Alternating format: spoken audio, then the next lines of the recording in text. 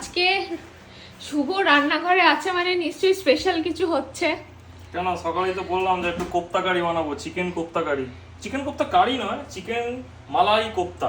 Chicken মালাই kofta. Chicken মালাই কোপ্তা। আচ্ছা কি করেছিস দেখা একটু। এই যে গ্রেভি রেডি আছে, কিন্তু তার আগে আমি এখানে চিকেনের কোপ্তাগুলোকে মানে কোপ্তা বানিয়েছি আর কি, এটাকে বল বানিয়ে এর মধ্যে পেঁয়াজ আদা রসুন মশলা টসলা দিয়ে এগুলোকে একটু বেসন দিয়েছি বাঁধনের জন্য, দিয়ে বল বানিয়ে এগুলোকে আগে ভেজে রেখেছি, দিয়ে সাইডে গ্রেভিটা রেডি রেখেছি। গ্রেভিটা ফুটে গেছে আর কি, মধ্যে দই ক্রিম তারপরে কি বলে কাজু বাদাম পেস্ট সমস্ত কিছু আছে।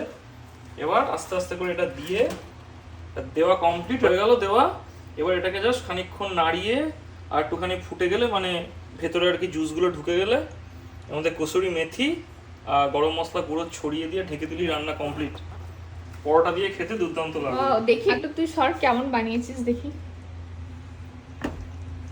কি সুন্দর গন্ধ, তাই না? এবার কোপ্তাগুলো টানবে আস্তে আস্তে গ্রেভিটা। ওয়াও,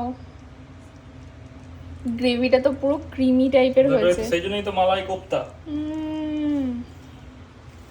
ভালো ভালো রান্না করছি। হ্যাঁ, এরপর তোর হলিডেতে এরকম করে আমাকে রেঁধে খাওয়াবি, ঠিক আছে?